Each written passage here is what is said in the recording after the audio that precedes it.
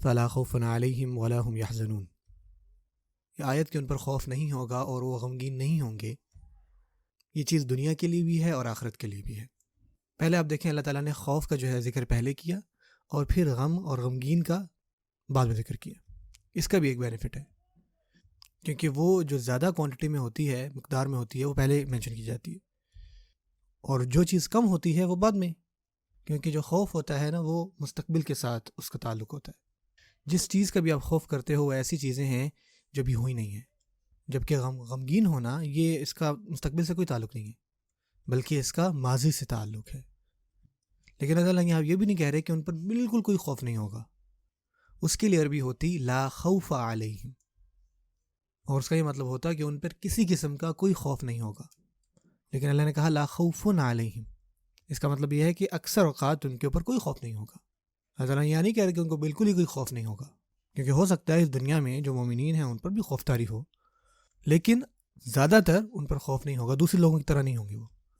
اور دوسری چیز جو بہت زبردست ہے یہاں پہ، دیکھیں دو طریقے ہوتے ہیں کہ کوئی جو ہے نا وہ ڈرتا ہے یا کسی پر خطرہ منڈرا رہا ہے. جب آپ کہتے ہو کہ بچہ ڈر رہا ہے تو اس کا مطلب یہ ہے کہ اس بچے میں ڈرنے کی فیلنگ آ رہی ہے، آپ کو لگ رہا ہے. جب آپ کہتے ہو کہ اس پر خوف طاری ہو رہا ہے، خطرہ آ رہا ہے، تو اس کا مطلب یہ ہوتا ہے کہ وہ کسی قسم کے ڈینجر میں ہے، خطرے میں ہے، چاہے ان کو ڈر لگ رہا ہو یا نہ. آپ مجھے بتائیں زیادہ خطرناک کیا ہے، بچہ ڈر رہا ہے یا بچے کے اوپر خطرہ ہے؟ زیادہ خطرناک کون سی بات ہے؟